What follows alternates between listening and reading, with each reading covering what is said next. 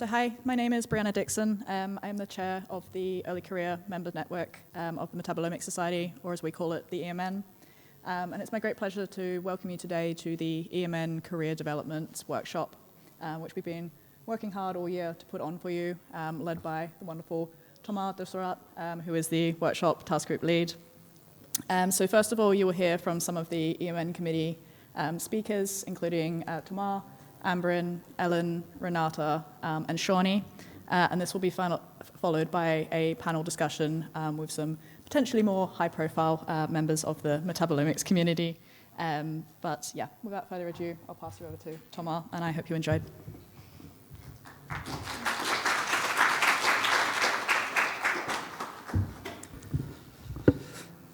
Thank you, Brianna.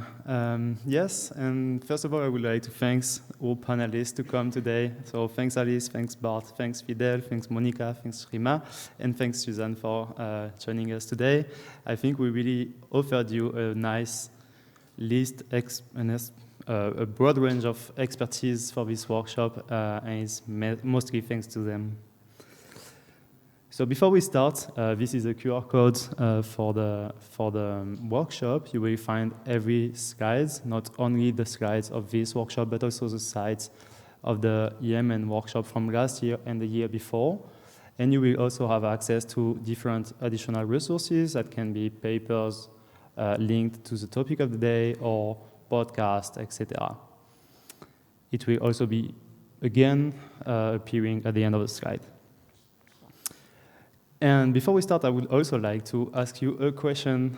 Is this your first time to the Early Career Members Network Workshop? Just by raising your hand, is it your first time here?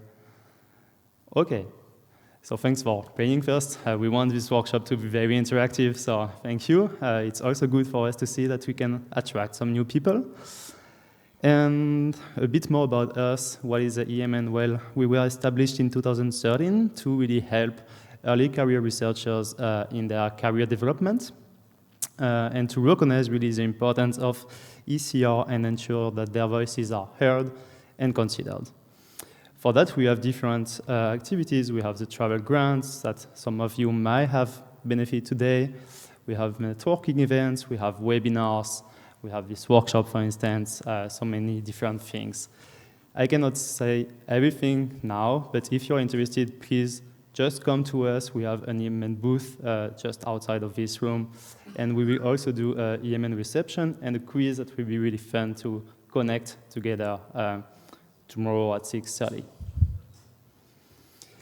So about the workshop, well, the workshop is about navigating diverse career paths. The objective will really be to be providing a comprehensive understanding and practical tools to navigate in an evolving career landscape. We will have a first session that will really map the career landscape, give you what is available, identify the opportunities, understand the needs and the pros and cons of each career. The second section will be much more practical. It will show you tools to build your career really from skills to strategy. And finally, the third discussion will be a discussion between the EMN, the audience, and the panelists. And with that, I would like to start the first section and give the mic to Ambrin. Thank you.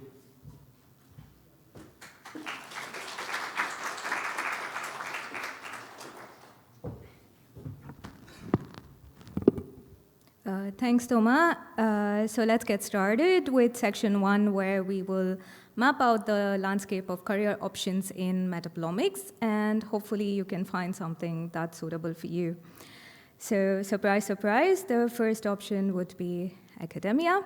So you move all the way from PhD to postdoc, you become a PI, and one day end up with a Nobel Prize, hopefully. However, not everybody wants to become a PI. So if you would like to continue giving your expertise without immediately becoming a PI, then you could assume roles in research continuity and science. And if you're someone who loves instrumentation and likes to provide guidance and support and training there, then you could assume roles in core facilities. And universities today are also focusing more on research strategy and innovation, where you can focus more on grant development, compliance, and translational partnerships, so you move your discovery beyond manuscripts. And that's where industry comes in. So basically, in careers in industry, you are still doing science. However, instead of asking if something is interesting, you rather ask if that could solve a problem. And that problem can be in disease diagnosis, or in drug development, biomarker discovery, or even simply improving workflows that can cost you less time or money or effort. So you can assume roles, for example, in pharma and biotech research and development, where you focus on drug discovery, biomarkers, and translational research. There are plenty of industrial PhD or postdoc programs that are offered by several industries, and that would be the easiest way for you to get in if you are interested in such roles. Otherwise, you could also work in startup companies, or even think of owning one or starting one. And here you could focus on developing clinical assays and diagnostic tools. You could also choose to work in contract research organizations. So for example, I work for a company that provides metabolomic services for its clients. And what I basically like about working here is the diversity that comes up with it. So instead of working on a particular project for a couple of years or months together, I kind of have like the liberty to work on various different projects at the very same time. So I have, for example, worked on nutrition projects, and then I can switch to cancer research. And sometimes I have even worked with weird samples like dog saliva and chicken samples, for which I don't think that I would have got expertise working in academia alone. And finally, there is also an option for working with vendors, where you could actually provide support with instruments or in software or technical support. And the easiest way would be to talk to the vendors in conferences like here. You see like a couple of vendors, a lot of them outside in the exhibit hall, and please do get in touch with them. So even if they don't have attractive marks for you, many of them actually do, but even if they don't, then they may have an open position for you. So please do get in touch with them. And beyond careers in academia and industry, there are also various different alternate career options that are available. So one such is careers in data and digital science. So I would like to have a show of hands. So quickly, can you just raise your hands if you are not so much inclined towards working in the lab, but like working in front of the computer? It doesn't matter if you like chilling out on the beach, but then you still like working in front of the computer. Okay, thank you. That's a lot of data and digital scientists that we can see here. So that's very nice. So you could actually take in like 2 different paths to get in here. So for example, you could start like me. So I am a wet lab biochemist, and then I started learning to code, and currently now I work with artificial intelligence and machine learning. However, you could also take the traditional route, wherein you are actually studying bioinformatics, and then you just grow up the ladder. And no matter what kind of path you take, the generation of data in metabolomics is no longer the bottleneck. However, making sense of the data is. So we are in need of a lot of metabolomic scientists in this career field. And you could choose to work in a lot of different options. So there are like jobs where you could automate pipelines, or you could work on artificial intelligence and machine learning. You could work on integrating omics and clinical phenotype data, or even work on developing softwares and pipelines. Then there are also career options in business and innovation. So here, instead of asking if something is interesting, you rather focus on the strategy and the value. So you kind of ask if it can generate any revenue, can it be patentable, can it be scalable, and those kind of questions.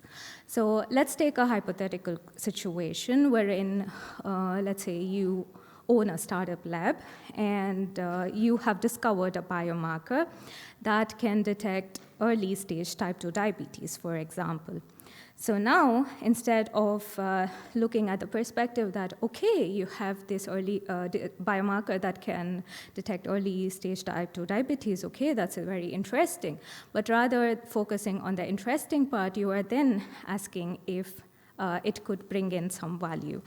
And so basically in life sciences consulting, you are kind of asking whether the biomarker could be commercialized. And in intelligence and investment and market intelligence, you are kind of asking if your startup would be worth funding or is it just good to stay on the PowerPoint slides. In product and platform strategies, you are kind of thinking if you could develop a biomarker platform.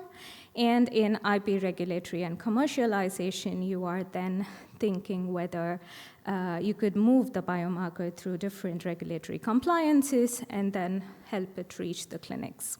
So now talking about clinics, if you take exactly the same biomarker example into account, now you ask various different questions. So now you are more patient-centric, and then you kind of ask if the biomarker could actually help patients. Can we personalize the treatment options? Can we identify high-risk patients earlier with the help of this biomarker? And if you want to actually look at the population level, then you are kind of asking if you can reduce disease risk across entire populations. So the easiest way to get into the careers in clinical settings would be through collaborations in hospitals, and you can work on a diverse range of career options. So you could choose to work in precision medicine and translational care or in clinical laboratory operations. You could also serve as a medical and scientific liaison where you are like at the intersection between the clinics and the industry, or you could also influence population and public health programs. So we have Sylvia here in the audience. So Sylvia, can you just, yeah, there she is. So she is working in the clinical settings and she will be there at the career night this evening. So get in touch with her if you are interested in working there. So please, please, please don't ask her for a job. She's not gonna do that.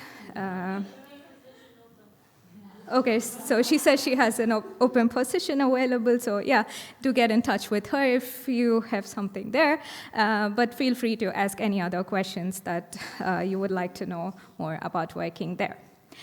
And finally, we have also careers in science communication, policy, and education. So if you are someone who thinks, well, science is super interesting, but why doesn't nobody get it, then you could assume roles here. And if you would like to stay aligned with the academic population, you could choose to stay in publishing and editorial strategy. So here, instead of crying at your own reviewer reports, you could get to experience it from the other side. So you could choose to work on journal strategy and managing peer review, and you could get the glimpse from the other side.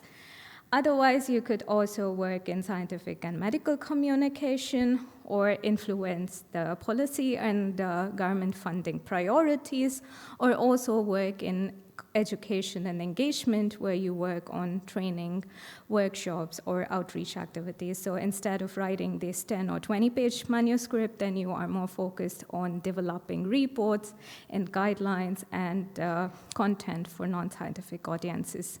This is, of course, a lot of information for you guys to digest, so I pass on the mic now to Shawnee, who will streamline this and speak more about these career options. Thank you.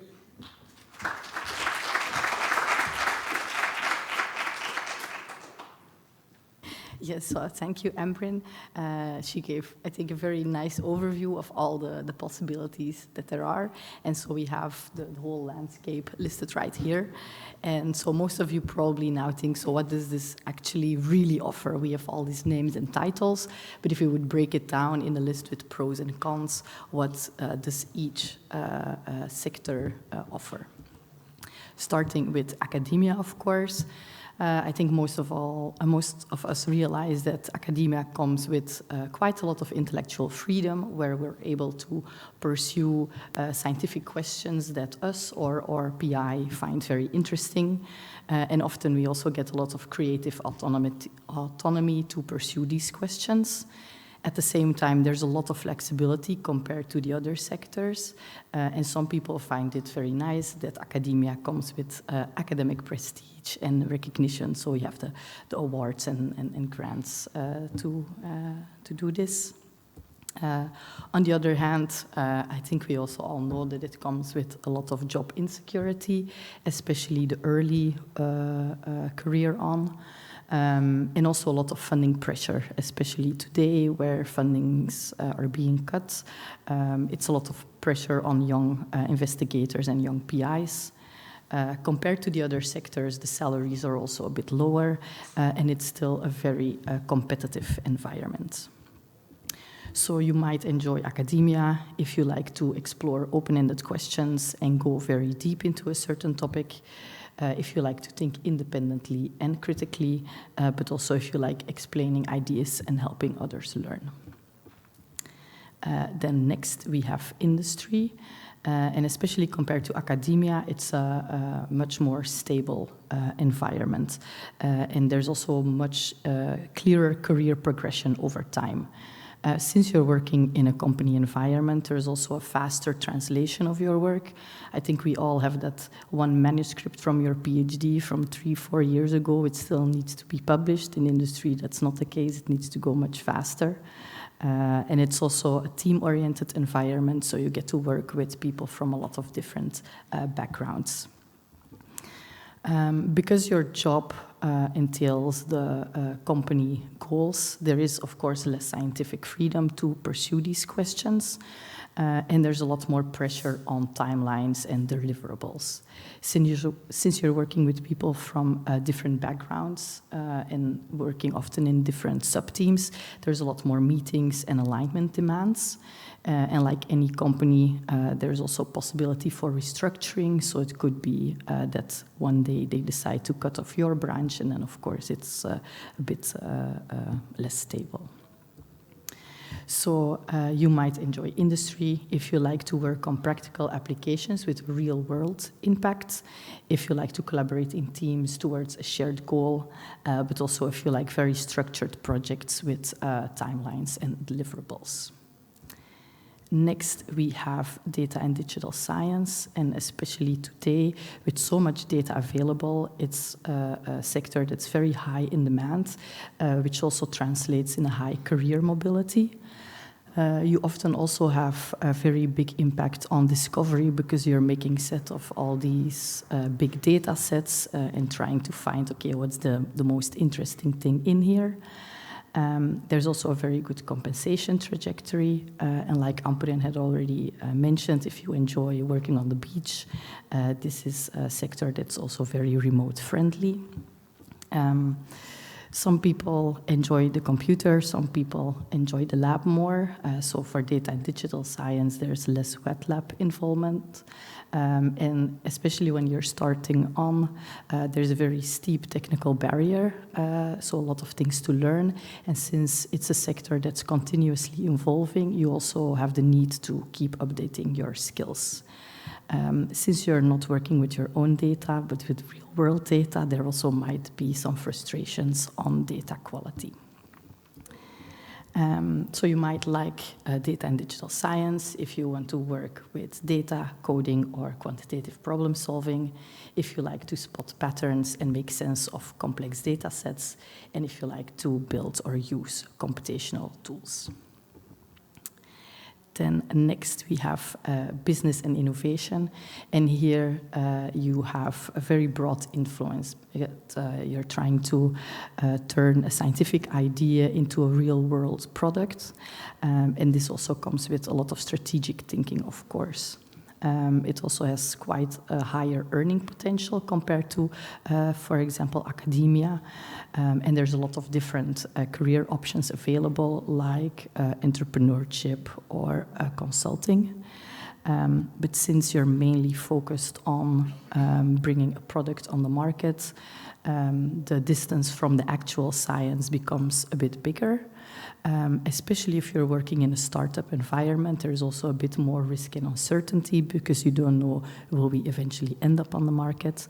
And this will also translate into a more pressure-driven environment and a higher or intense workload. So business and innovation is mainly for people who really like to think strategically and see the bigger picture, that like to connect the science to market needs, and if you like to take initiative and explore new ideas or opportunities. Then for the clinical setting, I think the biggest advantage of working in a clinical setting is that you have direct impact on patient health, because you're actually using metabolomics for diagnosis, treatment, and maybe even the prevention of certain diseases. This means you have very translational and applied work. In a clinical setting, there's also more stable career opportunities. Looking at Sylvia, she's nodding her head no, so remove this one. In a healthcare environment, we have people from also a lot of different backgrounds, and it's a very collaborative environment. Of course, since you're working directly with patients and it's their needs that are at the center, you have less research freedom because the patient should be the focus. It's also a regulatory and administrative burden inside a healthcare setting. And again, since working with patients, there's very high responsibility and pressure. And the implementation process is much slower because there's a lot of things that need to be taken into account, of course. So working in a clinical setting might be for you if you like to work directly towards patient care and health outcomes, if you like to combine the science with practical real-world decision-making, and if you like to collaborate with clinicians and multidisciplinary teams.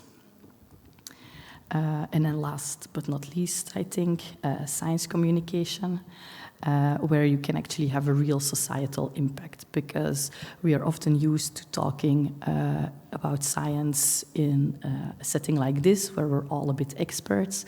And for science communication, we're trying to bring the science to a broader audience. I think it has quite accessible career path if you're starting on. And there's also a variety of roles available, like Ambrin already mentioned. And you're actually really bridging the gap between experts and non-experts. The main disadvantages of science communication is that the salary ceiling is lower compared to the other sectors. And because you're trying to make science accessible, you will lose the technical depth of the science over time. It's also, the niche roles can be quite competitive, and it's also tricky to balance accuracy and accessibility in what you're trying to communicate. So you might enjoy outreach if you like to communicate and simplify complex ideas, if you like to engage with different audiences, and if you like to create content stories or educational experiences. So to summarize the part of Ambrin and I think we covered academia, where we can generate new scientific knowledge through curiosity-driven research, industry, where its results aligned with the company strategy, data and digital science, where we try to extract insights from data using coding and computational tools, business and innovation, where we try to identify unmet needs in the metabolomics ecosystem, clinical setting, where it's all about supporting healthcare and patient-oriented research, and science communication, where we want to communicate to a broader audience through education, policy, or public engagement. And now I will pass on the mic to Renata for the next part.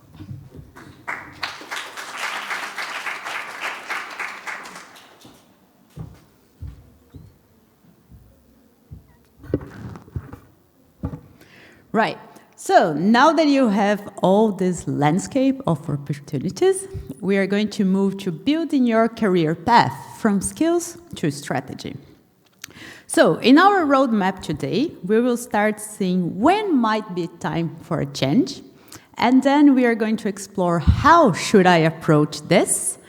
And then where can I find the opportunities? So based on noticing the signals, we are going to see how we note that maybe it's time to change something. And then based on your skills, your values, and your career fit, you will understand to define your direction. And then finally, build your network and your visibility for this, okay? Right, so when might be time to explore a change? Raise your hand if you ever had a day or a week in a lab like this, where everything starts to go wrong. Of course, all of us had. I had 1 week like this, 1 week before coming here. I was trying to fix my mass spec, nothing was working. And then I managed, and it was 1 day before, no, 2 days. I said, okay, I will run some things because I deserve. So I ran some samples, not all my samples, but I had something before coming here. So, but the thing is, the transitions in general, they usually from a pattern. It's not just 1 day you went to the lab and everything went wrong, and then you went home saying, why should I decide to be a scientist? It's not like this. It's something that it's making you feel like sad, maybe frustrated for a long time. And then we need to start thinking about the personal signals. Right, so maybe your interests start changing. When you applied for your PhD or your postdoc, you really liked the idea that PI had the project. You were like excited in the beginning, but then after a few months or a year, you think, well, maybe this is not really what I want to continue doing in my whole career. So it's fine. Maybe your interest just changed a little bit. And then you can also have some energy mismatch.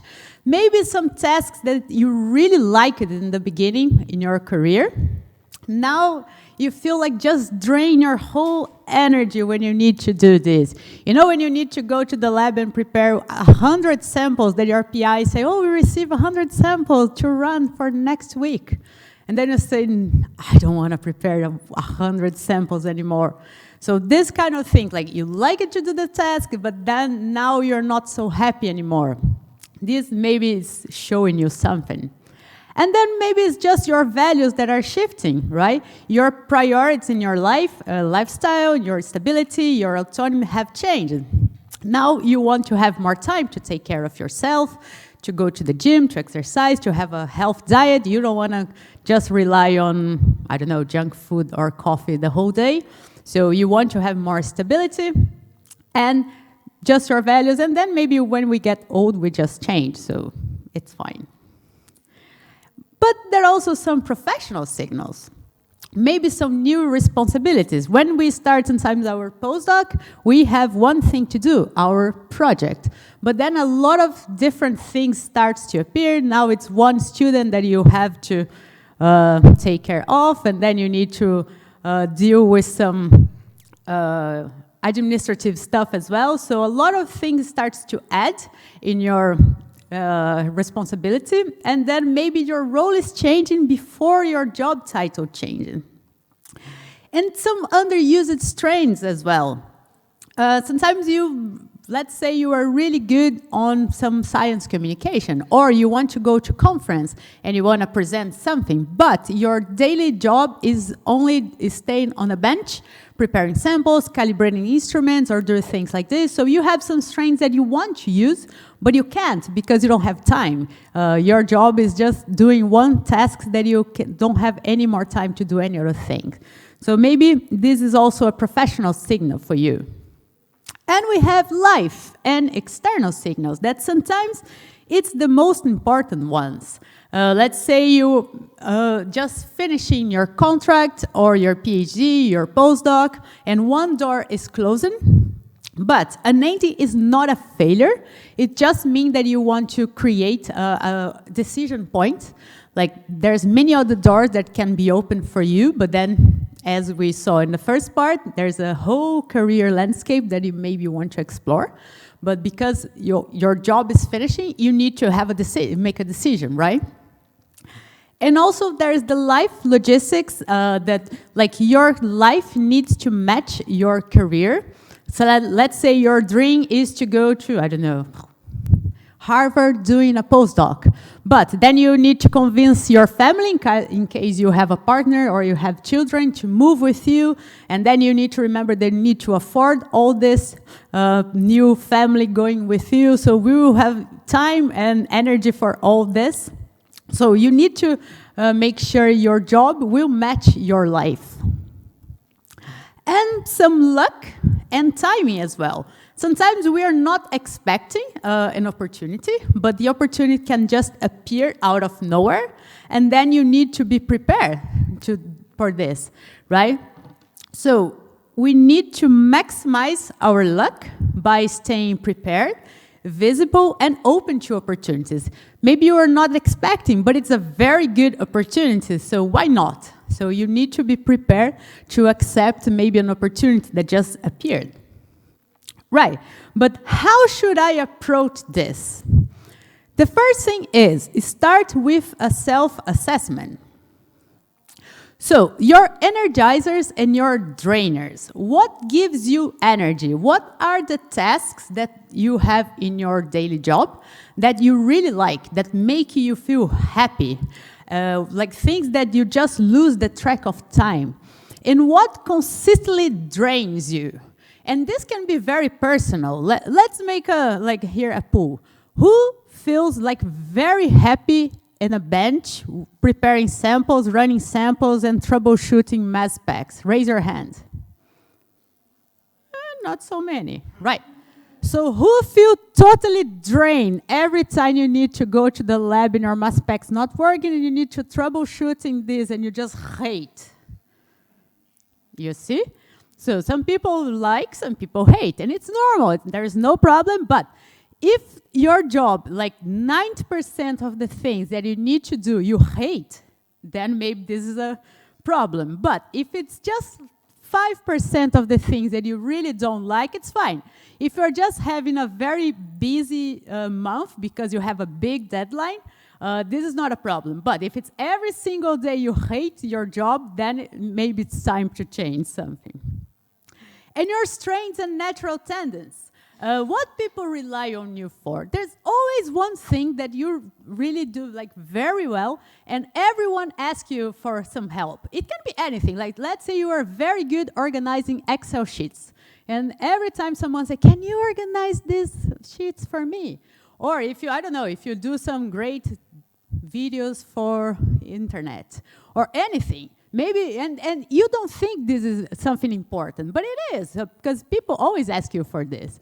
So you try to think what people always ask you for, and what feels easy for you and difficult to others. And just remember, you have more skills than you think, right? Like ECRs in general, we have a lot of hard skills and transferable skills. Like we have analytical workflows, data generation, statistics, coding, scientific writing, and then we can just transfer this in a problem solving under uncertainty, communication across audience, project and time management, and teaching, mentoring, and leadership. So the challenge sometimes is to recognize that we have all these skills, and just be proud of yourself, because probably you already have a lot of skills. Even if you think you don't have, like, oh, I'm just a PhD student, I don't have a lot of skills. Of course you have.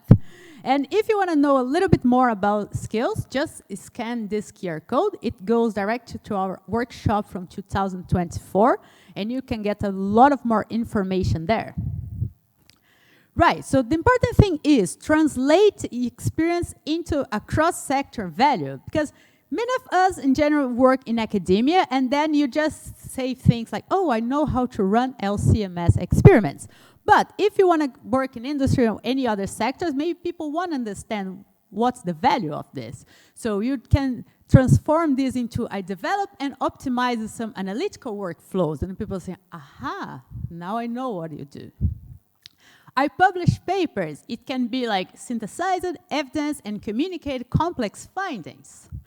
I supervise students. It can transfer into like I mentored, I trained, and I coordinated others. I analyzed some omics data. You can transfer into like I handled complex data sets to generate actionable insights. And I managed research projects. I planned, I coordinated, and I delivered complex projects across timeline and stakeholders. You see? Much more beautiful language, same thing, but you just transform this into a fancy language that people from other sectors will understand and will offer you a job. And then finally, you need to access your career fit. Like, the career fit is the intersection between your strengths, your interests, your values, and the environment. So, for example, the strength is what you do well, the things people ask you for, and the things you really do like well in your job. Your interest is what energizes you, the things that you like to do, right? Even if you're good, if you don't really like to do the thing, maybe it's not your interest. And your value, it's what matters to you. If you, for example, you need to work in a bench, but you prefer to work hybrid, or you prefer working from home, then maybe your value is different. If you don't want to go to a different country, maybe this is not for you as well, because it's your value, what really matters to you. And the environment, where you work best. In a more pressure environment, in a more environment with freedom, in a high speed or slow pace. So you need to think about where is the place you work best. And then the intersection of this, it's your career fit. Because a role can match, for an example, your skills, but it's not fit in your values or your interests in your environment. Right? Because sometimes we are just checking some job positions, and well, I have the skills. But then you need to move to the other part of the world. Maybe it's 44 hours per week, and then maybe it's an environment that you think is not for you. So it's not just because you have the skills that you need to accept. You need to think in all of this that you try to find your best. And then now I will pass to Ellen to finish with identifying the skills gap.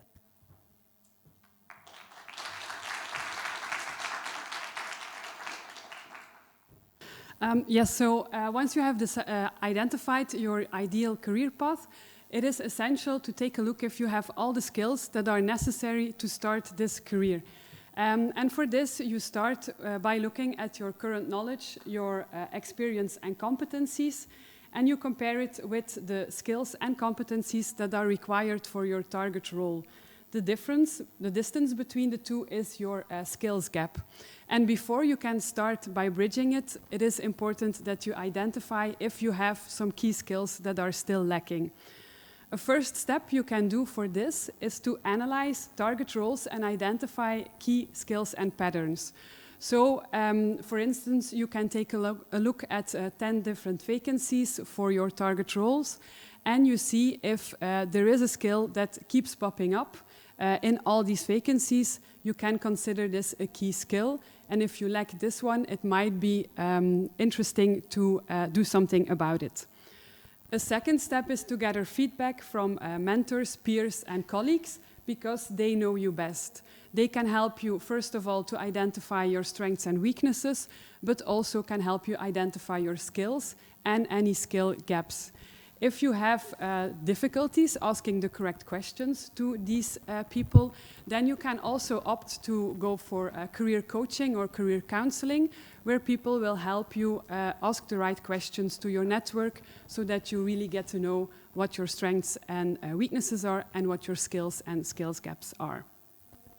A third approach is to apply your skills in projects and just see what you are missing and what you might need to handle before you can apply for vacancies. Important is that if you are looking for job vacancies, that you know that not every skill that is listed on an application is really essential for you to have. Very often companies, they list all the skills that they want their ideal candidate to have, but it's very it's very rare that they find an applicant that has all the skills that they ask. So really focus on the key skills that pop up in multiple vacancies, and those are the most important ones for you to have. Once you have identified your skills gap, then we can start by working on it and improving these specific skills. And one approach can be to upskill. So that is if you have the skill, but it's not very well trained yet.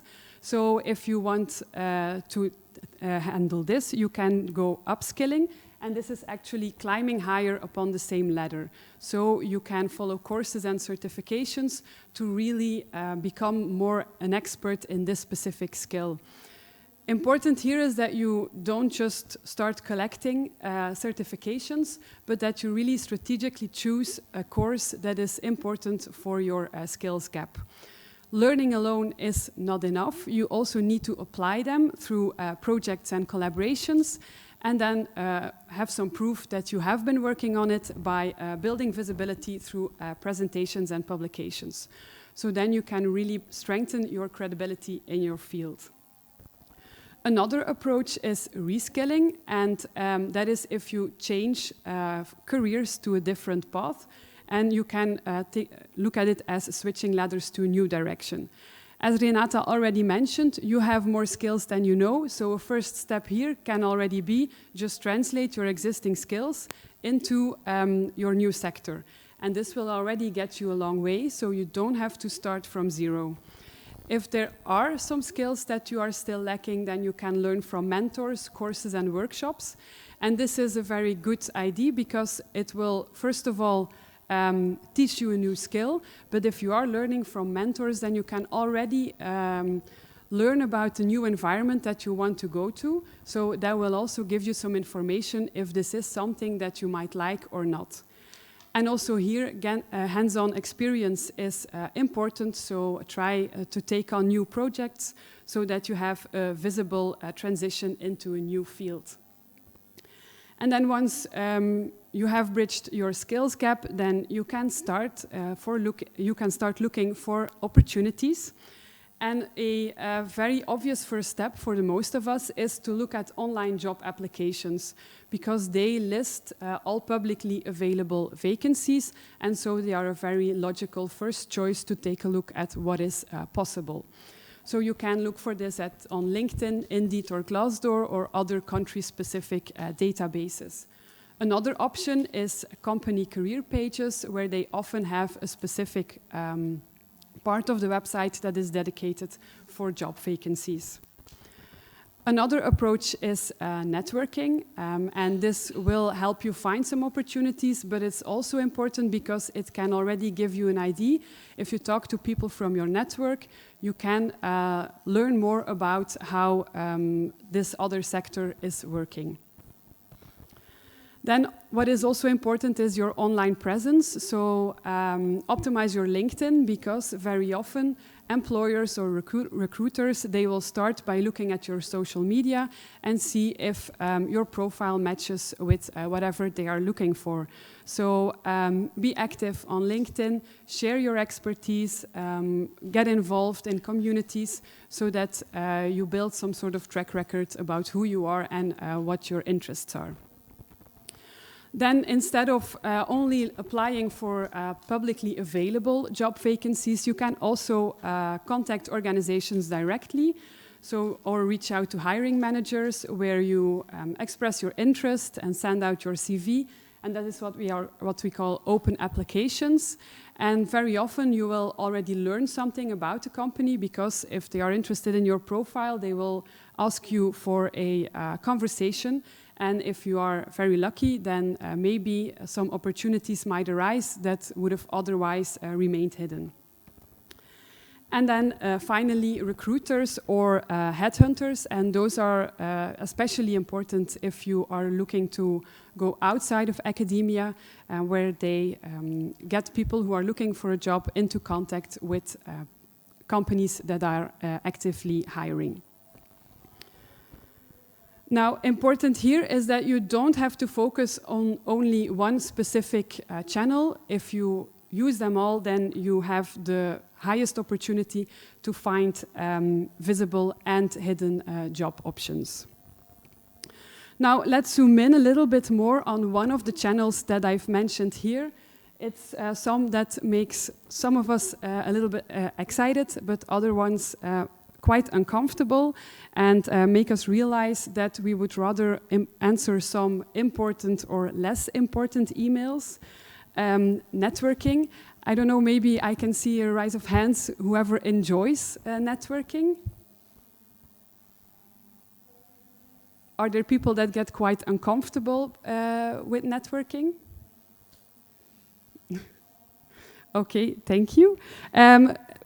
Even though, so some of us get a little bit uncomfortable, we asked what the importance was of networking to the board members of the Metabolomics Society, also EMN members, and some of you via a LinkedIn survey.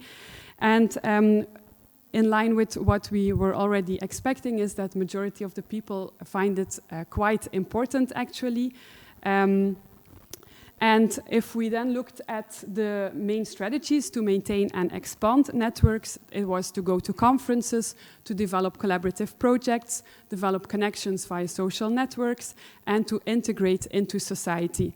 And indeed, those are very valid options to expand your network. But how do we start with it? How can we approach someone? How can we make this a little bit less uncomfortable and a little bit more enjoyable? First of all, you have to be clear about your goals. So you don't really need to know which specific job you want to do, but it would be nice to know which sectors are of interest to you. So where do you want to learn more about? If you know which sectors interest you, then you can take a look and see if there are people in your network or right outside of your network that are working in these sectors, and that would be of interest to you just to talk to.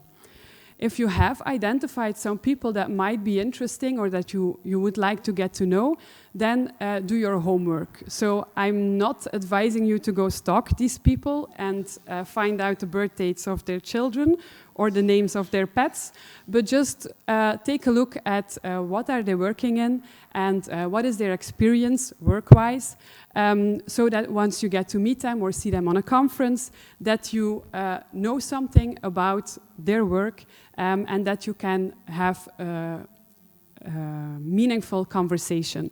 So don't immediately start by asking some things from these people, but just ask about their experience and try to learn from whatever they have to tell you, so that you can make a strong first impression. If you immediately start talking about their children, I don't think you will make a very strong first impression, so don't do that.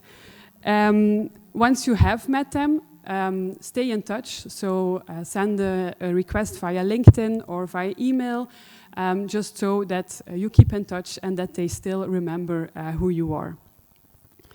Important is that you don't really need to focus on only one specific channel to go networking, so you can use emails, you can use LinkedIn, you can also network via collaborations or projects, and especially conferences are also a very good first step to start networking. If you are going to conferences, then participate in discussions, be active, so that they kind of know who you are and what your ideas are, what you stand for, because if they know who you are, that will build some trust, and trust in the long run will benefit the relationship that you have with these other people.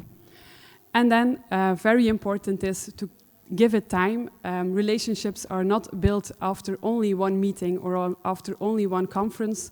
So give it time so that people really get to know you, and then things will run smoothly from there. So to summarize for section 2, our repeatable career toolkit: notice your signals, what is changing in your interests, your values, your strengths or environment. Then map your skills with some real-life examples and translate them into your cross-sector values. Test your career fit, evaluate your signals, skills, and possibilities. If you identify a skills gap, then try bridging it. And then finally, also build visibility early, because a relationship and your network, they work best before they become urgent. And with this, I give the mic back to Thomas.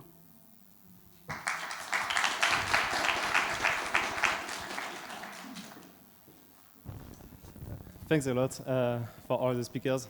It's good for you, at least you don't have to hear my French accent for 2 hours.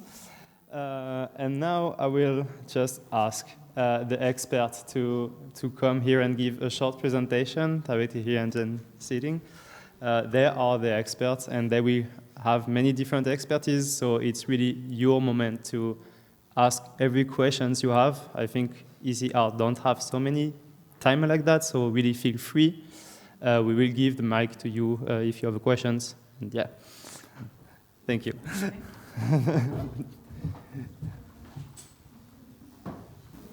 Yeah, good afternoon. I'm Bart Ghesquiere.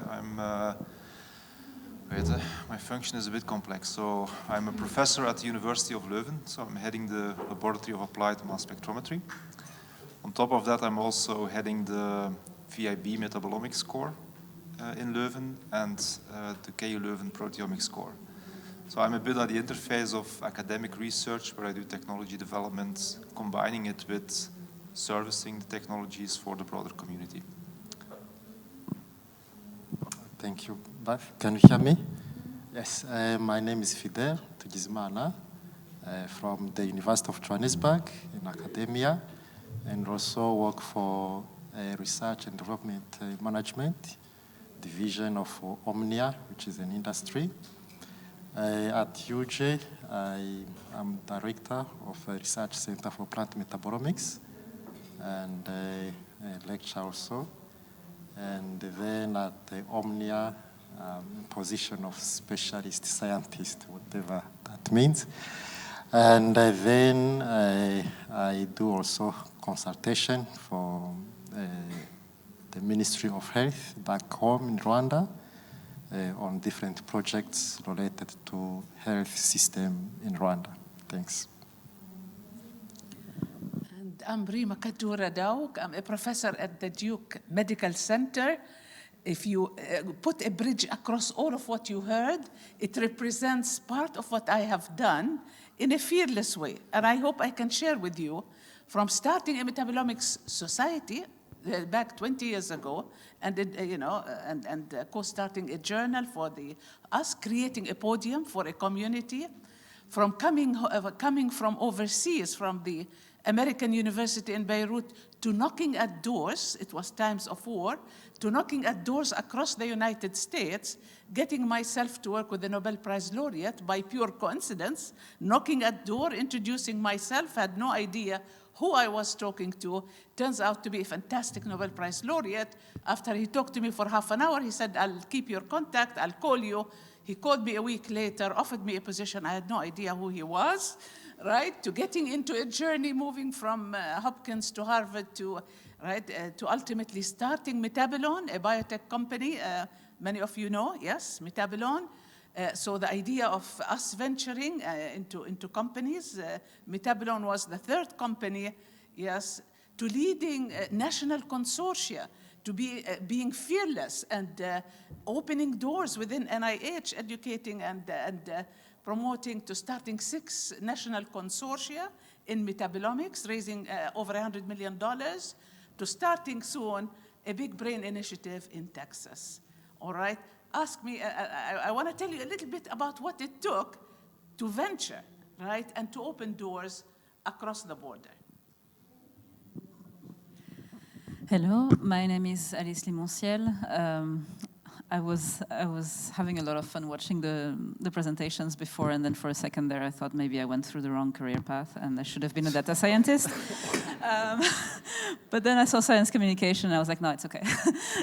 So right now I'm in charge of strategic initiatives for metabolomics at Bruker.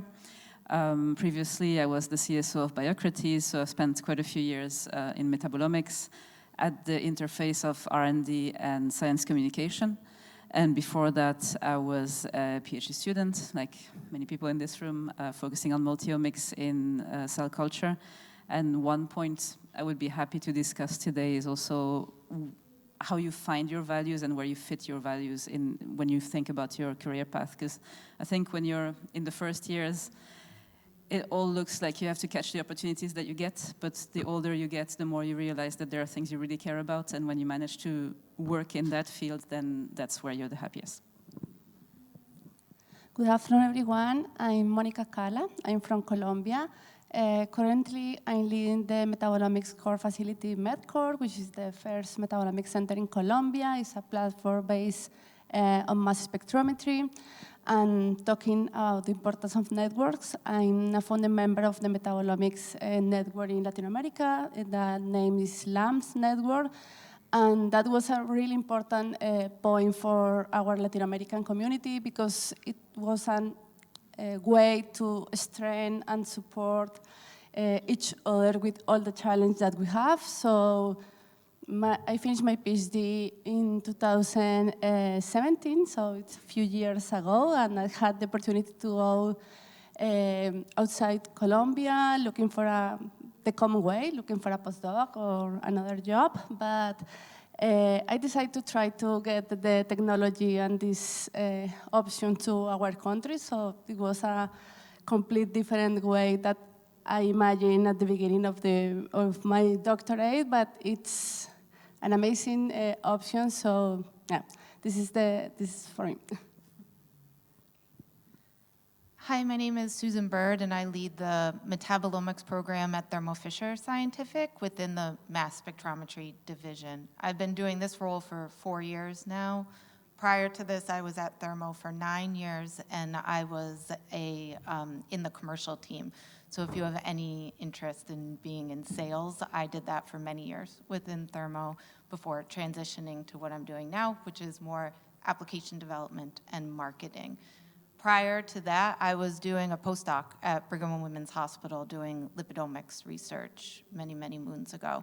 So my background is definitely in metabolomics, small molecule research, but I transitioned to a company, to Thermo Fisher, where I've been 13 years, have done 2 career transitions within that company. So happy to talk through what those look like and what the different jobs are. And as I was listening and learning about what are your skills and how do you use them, I can say I definitely did that, transitioning from my postdoc to Thermo, which was an interesting jump. So happy to talk more. Thanks again for this introduction. For our speakers, I think we can already applaud them. Thanks them for being here.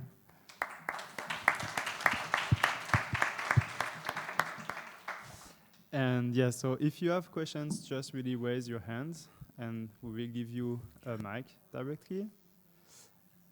Brianna will give it.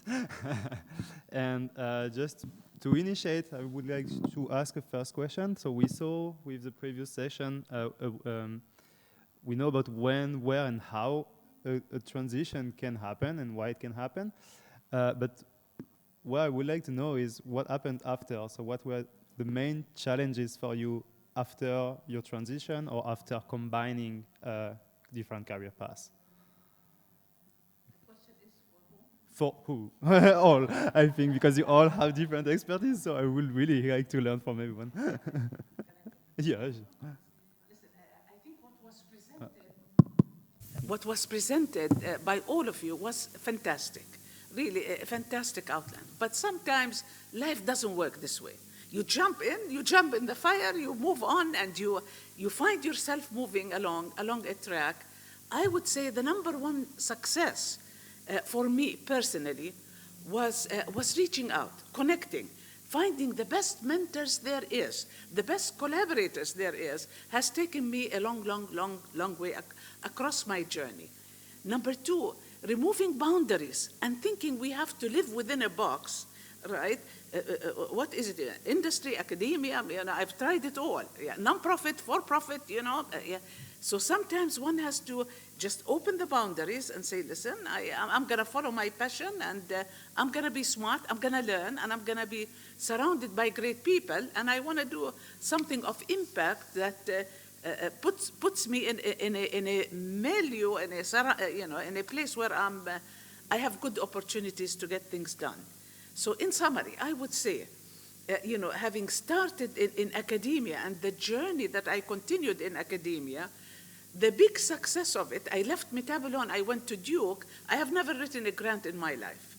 So I selected at Duke someone who was a great free thinker, big visionary. And I said, if I work with this guy, he happened to talk, to listen to metabolomics, he saw value, he saw inspiration. I said, someone who is visionary, can move boundaries, is exactly where I should be. Spending time with this guy, in no time, in 2 years, we had written 6 or 7 grants that got me immediately. A Stanley Foundation, nonprofit organizations, 1, 2, 3, 4, in no time, and that took a propelling effect into 45 grants and a fantastic career, having come, transitioned from industry to academia.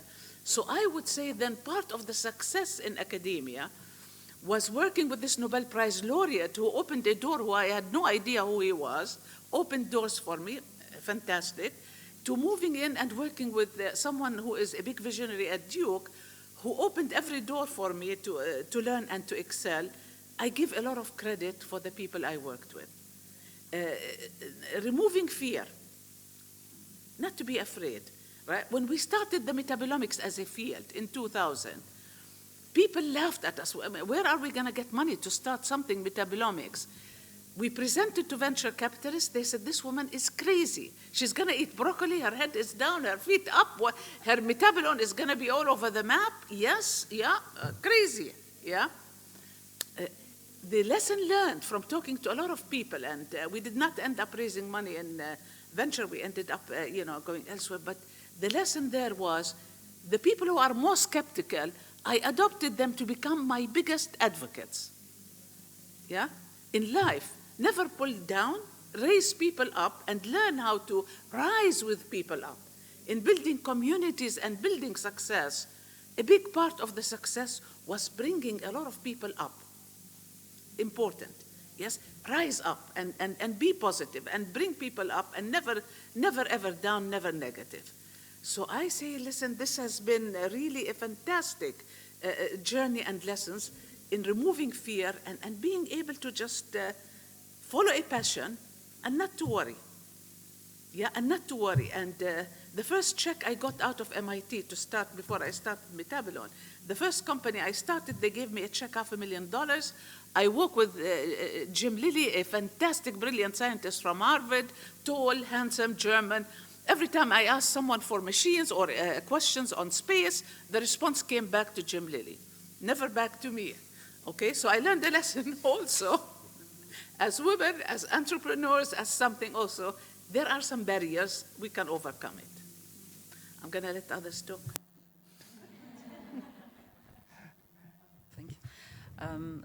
There is one thing that this reminds me of. So from the presentation, there was one point where I did not get it. So there's a point of that you have to be prepared for the transition, that you have to prepare yourself.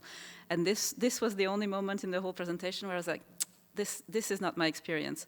So in the sense that, and this is what I meant with the values, that as you work into something that you're passionate about and something that you love to do, you're doing the work, you're deep in it. And for me, that's your preparation more than really preparing for something dramatic that's going to happen, because as you do the work, you're experiencing something fulfilling, something where you grow, and the next transition is going to come at a point where usually, if nothing really tragic happens, the next transition is going to come when you've reached, let's say, your potential in whatever you're doing, and you need to move into something else. And that's going to be a big change. That is going to be a very vulnerable moment.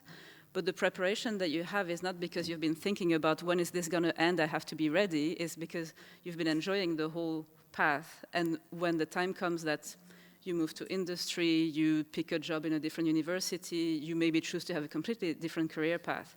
You have that strength within you of the work you've done, and you're ready to be vulnerable, to not let the fear stop you, and to really jump into that other thing. For me, that's the preparation. The networking is something you have to do, but you should do it when you love meeting the people you love, not necessarily because you feel you have to do it. So it's joining, I think, the point you were making about fear. Okay. So for me, I think the biggest challenge was to be in this part of management. I finished my PhD, and at that moment I said, okay, I the only person at that moment that in Colombia were trained for metabolomics analysis. So I knocked the door of the Vice Presidency for Research and Creation in our university. And lucky for me, she was a really, really, really good scientist. She was a biologist, and I was talking to her looking for a research group or something like that, and she said, no, wow, we need to do a core facility. I said, okay. And let's do that, and for me, it was, I think during the PhD, we are so focused on the scientific part, on the technical stuff, but the financial, the management, the budget, all the things that we need to know to run, not only a core lab, also a project, services, it was really, really new for me. So I need to learn 6 months about all the sustainability stuff and all the things that company needs to do. For example, customer services and all this stuff was really challenge for me at the beginning. But I think this is a question to get a network in each topic. For example, I get all the support of our university that are expert on the administrative staff, and it was an easy way to do that. But for me, it was really difficult to go from the scientific part to the financial and thinking all the time in money and all the challenge that have this manager stuff.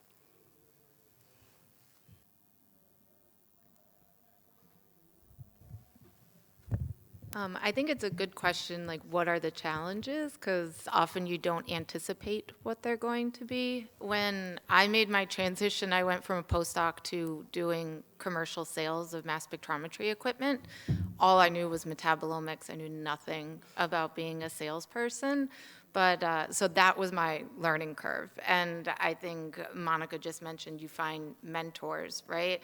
So I got the job for a reason. Someone knew that I could do the job even before I did, which was very good. And that person continues to be my mentor. As I go through career transitions, I still talk to them about, okay, what else do you think are my skills, right? I think that was part of the presentation too, to talk to your colleagues because they know you arguably better than you know yourself. You kind of hold on to, I don't know, at least I do.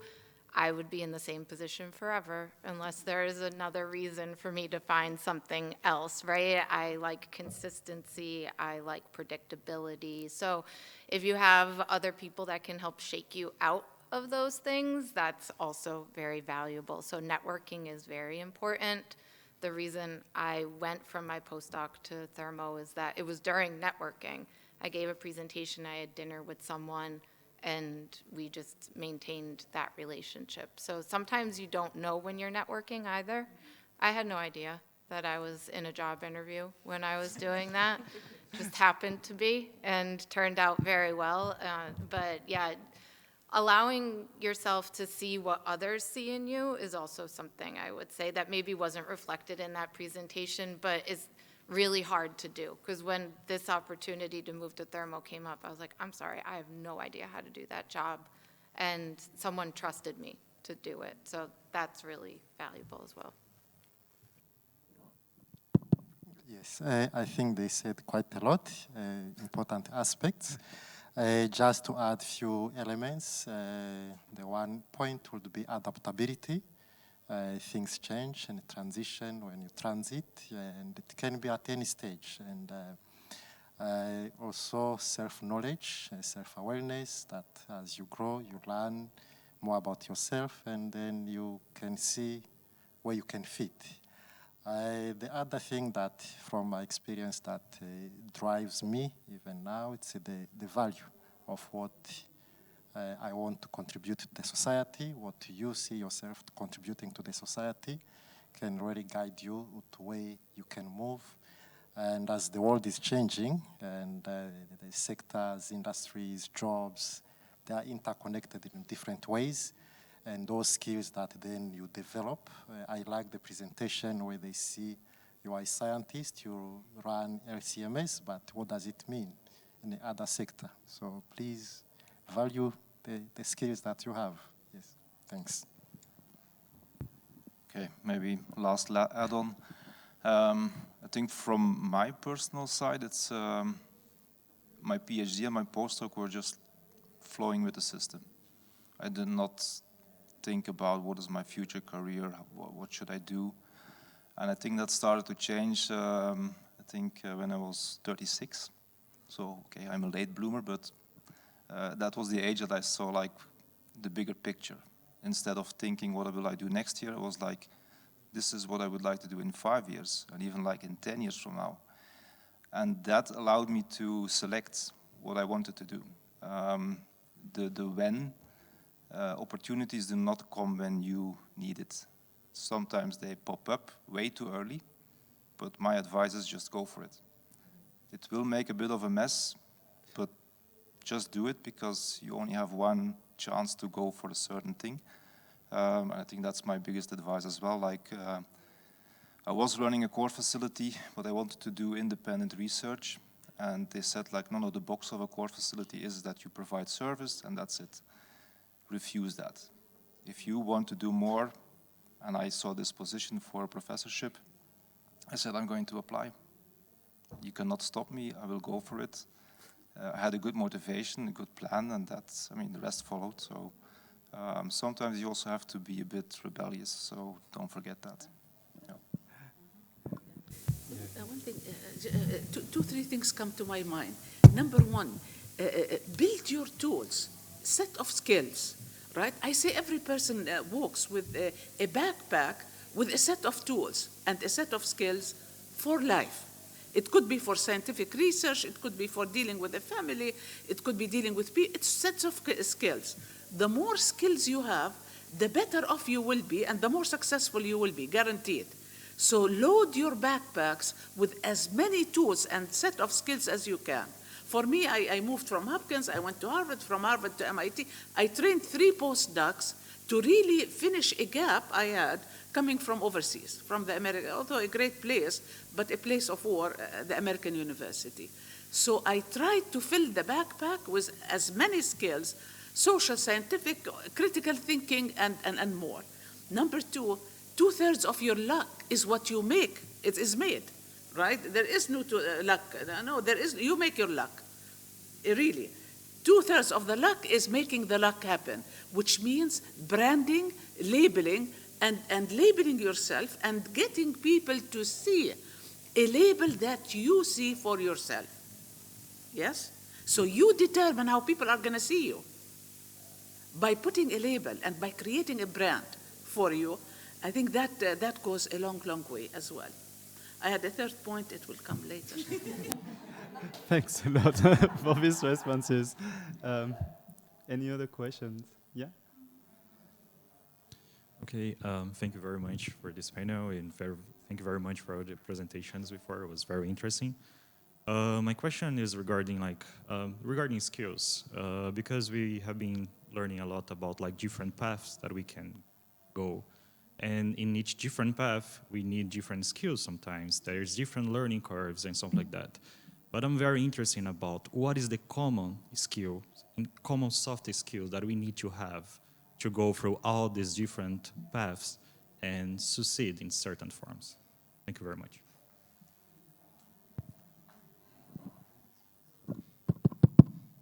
Okay, manifest. Yes, I would say adaptability. It's, I think, a soft skill to be able to learn, rerun, and what is it again?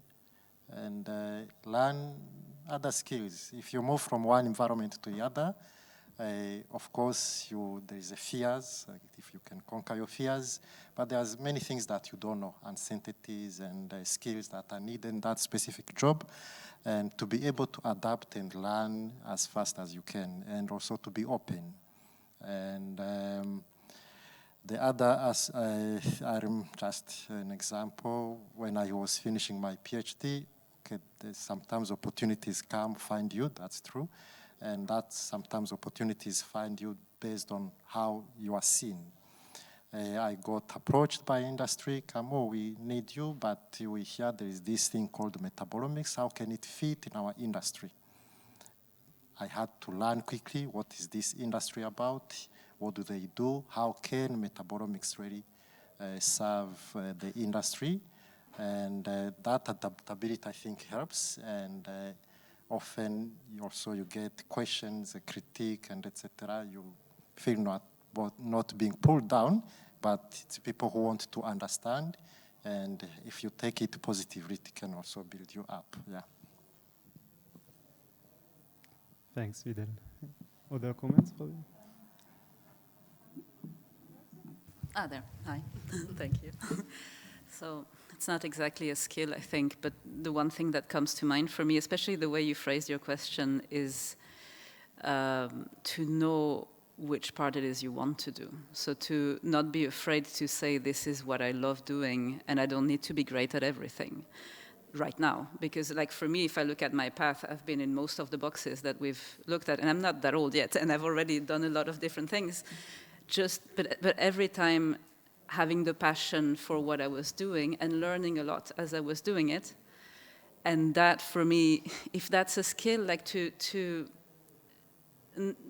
recognize when something is exciting, as you were saying, Bart, like when you really want to do something and not be afraid to say, I'm stopping that thing that is comfortable, that is comforting, and that's a human thing. Like we all we want safety and we want things to not change because it feels for our brain right, but it's not how we grow, it's not how we learn. So to have the courage somehow to say, I don't know, today I learned about data science, I realized this is the thing I want to do, and then do all the other steps we heard about, learning what the other skills I need, but that skill of being honest with yourself and also at some point there's a moment where you know, this is what I want to do, even though everyone is telling me that I should be doing something else, that it's not safe, that it's not reasonable. This is a skill, I think. I don't know how that works. Thank you. I think it was very inspiring. Other questions? Just make me think one point. We discussed a lot about mentoring, and if I repeat this QR code here with the resource file, you can also find a previous workshop about mentoring from the last year of the EMN. Any other questions?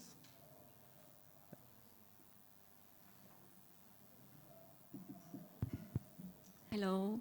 I have a question, but maybe for Alice that work with science and communication. What kind of additional training or course do you think?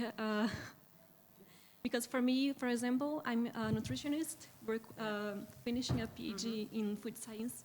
So what kind of training course? So I think, if I look, I think we're all science communicators in fairness, because I think also in academia and in many jobs, we all learn, you start already with your posters, with your talks, you learn to communicate about science. Now I do it in a more, like in the context of the private sector, but the learnings themselves, like the skills themselves, I think I learned most of what I do or how I do it, I learned it in university when I was preparing to give talks, to be honest. Especially if you speak to a scientific audience, you need to keep an element of that, otherwise you get too removed. And then when I was working at Biocrates, we had a small but mighty marketing team, so people who were really paying attention to, and that was before ChatGPT, so like to the look of your slides, to having a homogeneous way of presenting yourself, your brand as well. So as a scientist, you have a brand, you can choose to grow it or not, but you do.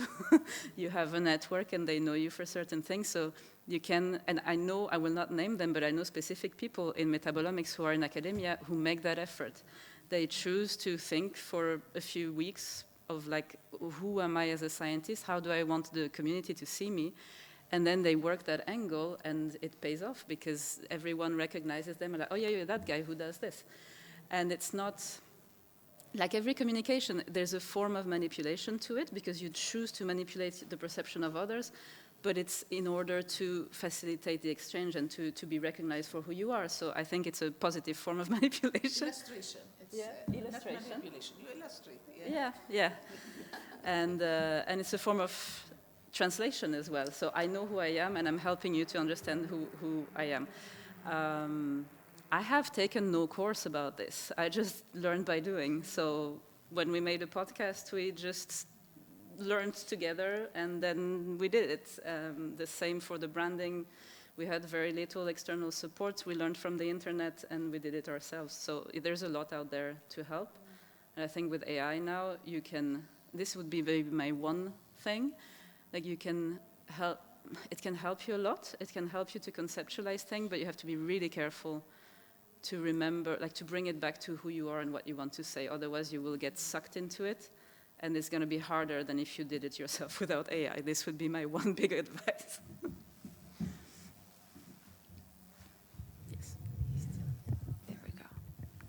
I just wanted to add to that because it was mentioned what's the most transferable skill, and I think a lot of people here are in higher education, you're getting your PhD, and what you're studying in your PhD is not likely to service you, right, in your further jobs, but learning how to learn and learn quickly and pull that information and then adapt and like apply it, that's really what I look for in my team members as well, right? So having a PhD is knowing, to me, how to learn something really quickly and then utilize that, right? So yeah, I do marketing, no idea what I'm doing again, right? But you learn, right? You figure it out and you kind of find people that also help you develop those skills. So it's like networking and using that quick learning ability, I would say.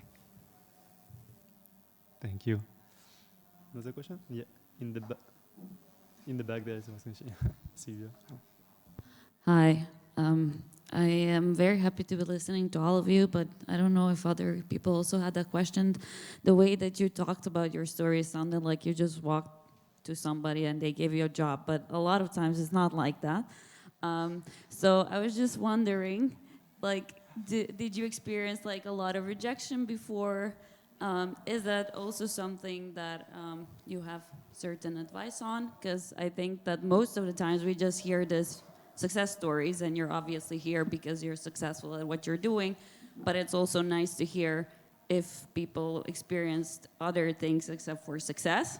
And I also have a follow-up question, but I was to Susan, because a lot of times we are told, like, if you want to switch to industry, like, don't do it too late, don't do a few postdocs, it looks like you didn't succeed in academia, and then, like, it might be too late, you're, like, can't learn new skills, so I kind of wanted to talk about those two things.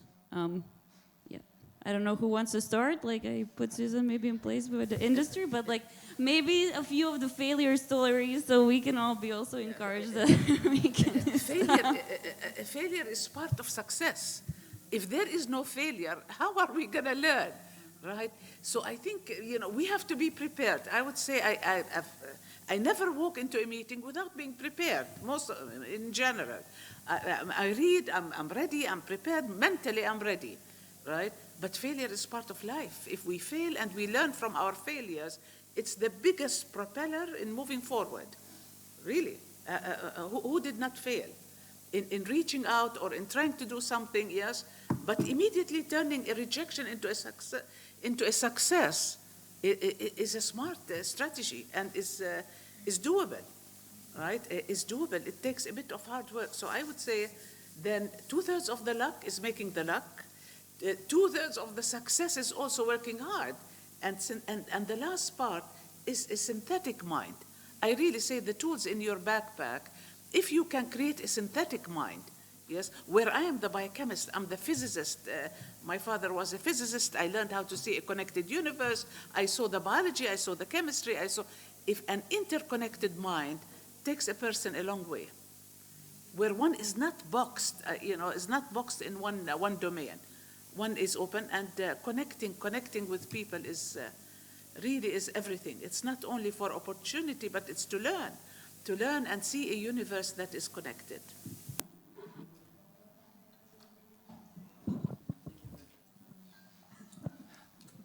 Want to share your failure? Yeah, failures. Well, Sylvia, I think you were there at the beginning, eh? So as a core facility head, I wasn't supposed to go for funding, and I wanted to go for funding. So my first grants, the comments were terrible. He never did something. He doesn't have senior author papers. So I put those as a bullet point in a Word file and started working on them. And the next time I submitted it, I had my senior author paper, good, thanks to you. That was already one marked off, but then the other comments still came in. So every time, I just didn't give up, but I learned from those comments. I wasn't the person that said like, oh, stupid reviewers, they don't know what they're doing. I really tried to tackle these things, and I put it back in the text. I have these things now, look at it. So, and being successful nowadays, it's like I'm submitting again big funding that people tell me you're crazy. You're not going to get it. Yes, I will not get it, but I will get comments. If I get comments and they're good enough, I can start working on it. So it's a continuous process. It's not because you have a certain position, being successful, it doesn't mean that you will not have failures. It's like, it's a daily reality, I think, for many of us. So that's my part to share with you. One last story. Walking into Hamilton Smith, a Nobel Prize laureate. Right? So I got to know the man, fine. I walked not knowing, and then I got to know the man. He says, Rima, just look at this wall, right? He had discovered restriction into nucleases that opened up the whole field of molecular biology. You can open DNA, you can ligate a DNA, it opened the whole thing. He says, look at these rejections. He was trying to raise money from all of these companies to say, listen, if I purify these enzymes, I can create commercial value for you and I can move the science. So he had a wall with all of the rejections. He gets the Nobel Prize. Every single one of these rejections came back and offered him a ton of money, right, just to continue.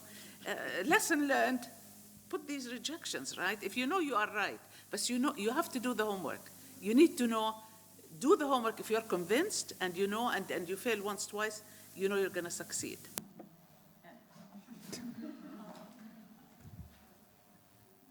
To talk about, rejection and failure, sometimes it's a gift. And so when I moved from postdoc to industry, I wrote a K99 and it was awful. And I didn't even get comments back. It was just like, no, and that was it. So nothing to learn from. But the gift of that was that I didn't want to be in academia. I was doing what looked like the most linear path. Like, you do this, you go, and that was the next step. So it was a really nice gift to say, like, oh, okay, no, I don't have to do that now. I can consider something else, right? So sometimes you get stuff that you get feedback to learn from, and sometimes it helps you learn about yourself more, that it was a relief that I didn't get anything back at that point. And then in terms of the question on, do you apply to industry earlier, sooner versus later? I don't know that I've ever heard that feedback. I think that there are opportunities, and maybe right now, I'm just curious, like, if you think that your path is to stay in academia, that's great, but I don't even think, even if you are a professor, I'm thinking of other people in similar roles as myself that were in academia and now are leading metabolomics groups within other instrument vendors. I'm thinking of Erica from Bruker. She did that kind of a academic transition. So I wouldn't say that you need to do this sooner. It's really just trying to see what you want to do and making those decisions. I don't know if that answers your question, though, specifically. I don't see a timing issue. I think there's more of a timing issue with academia. Like, I think it would be really difficult for me to go back, right? That would be a different thing, especially because I've been doing this job for 13 years. But in the beginning, that was a consideration I had. Am I going to lose my scientific acumen? Am I going to lose my laboratory skills? I can say, like, no, you can learn them back, right? You learn other skills whenever you do a transition, right? No matter what it is, we've heard about, like, learning from what it is. Like, take that and just, spin the story. Take whatever it is that you got that was positive from it and use that, even if you are going back to something that you left and you have a little regret.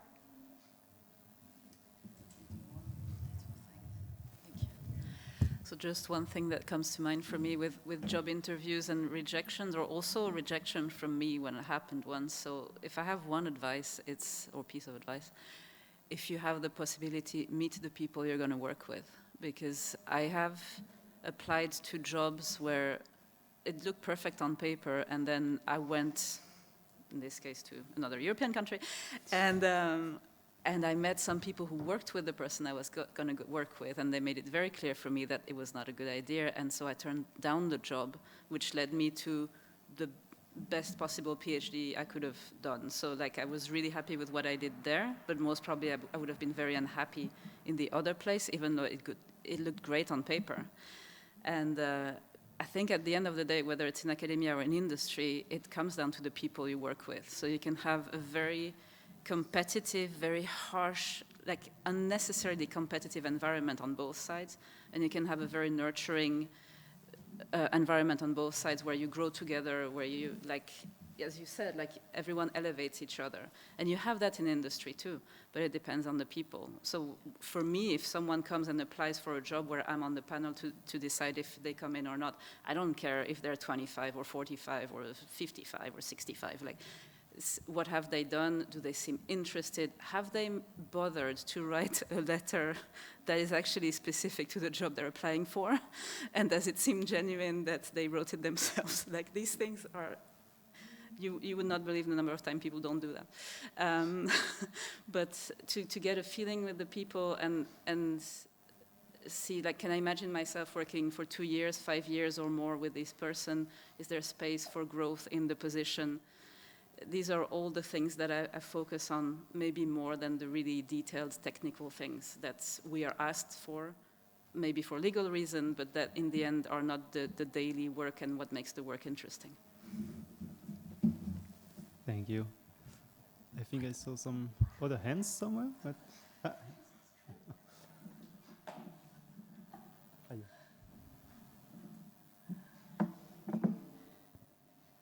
Hi, I would like to know, like, in each one of your sectors, your employment places, as an international student, how hard it is to access, how is the path, what are the benefits, what are the difficulties in each one of your sectors? What do you mean? This international student? As international student, how? Come in to your countries, to your Oh. employment places. What are the paths? Okay. I'm in South Africa. I'm not a South African. I work in South Africa. I went there for studies. Then I stayed. And I got absorbed into the system to work there. Was it hard? Is it hard? Of course, there are challenges. But what advice I give to my students and my group, often I say, package yourself so that the job looks for you, not the other way around. So through studies, my studies journey, I was really not saying, though this is the target, I'm going to become a professor or industry. I really didn't know. But I thought I need to understand this science because I loved science. And the dream I had in my mind is how can science have impact in Africa? How can the science transform lives in Africa? So those were things that were driving me. And somehow, I guess, trying also to build that profile that I was doing. In French, they say publish or perish in English. Yeah, yes. So that profile that you build somehow attract the jobs and the industries. And the industry Omnia came really looking for me before I had even submitted my thesis, because they saw something and they say, oh, can we approach this young person and ask? So as international student, depending on how you package yourself and the values that the path you are taking, it is possible that you can be absorbed into the system. Can it be challenging? Yes, it can be challenging to be in other areas. I know other colleagues also who went overseas and other different places, and somehow, depending on how they work and etc., you get to get absorbed somehow in a system. Yeah. Thank you. Another insight? No? So oftentimes we can hire at Thermo, depending on, we can hire and we can have someone come in on a visa and we're willing to support that. And then there are times when our company makes the decision they can't, which is unfortunately, as the hiring manager, which would be my role, that's also completely out of my control. Unfortunately, it's HR will make those decisions and then they become higher level political decisions. So I would say that we don't stop anyone ever from applying, and we can always advocate very hard for someone that has all of the skills and try and navigate that. But unfortunately, that part is oftentimes out of my control. But it's also out of my control for anyone because I work in the American part, like we'll have openings that just get closed, even though I have someone ready to sign something. No, it doesn't even matter. Someone else, like, I think that was part of it. When you go to industry, you give up control, like you give up control, right? That is a very hard lesson to continually learn, that I'll be told, like, you have a position, great, and we'll start interviewing and even have someone with an offer, and then all of a sudden we have to say, sorry, actually, we can't do that anymore. It seems really unfortunate and unfair, but those are decisions that are made above me, yeah. Thank you. Other questions? Yeah.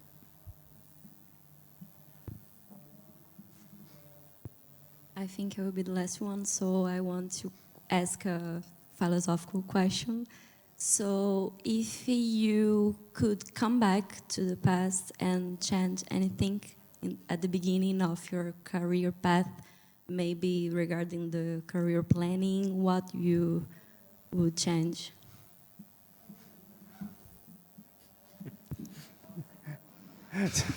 So I know exactly what I would change. There is one, I think I learned from it, but still, I think I stayed too long in my postdoc. So I did a postdoc where I did my PhD, and because I loved the group, I loved what we were doing, and I should have left a couple of years before I did. So from that, I learned the signs, as we saw, like the signs of it's been too long. It's basically, I became like everyone, like when you finish your PhD, you're the expert in whatever it is you do. Like no one knows more about it than you.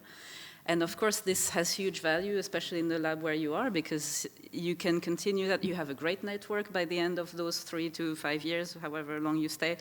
And it's great, and then you feel in the super comfort zone where like you're the best thing that ever walked the earth because no one knows more about it.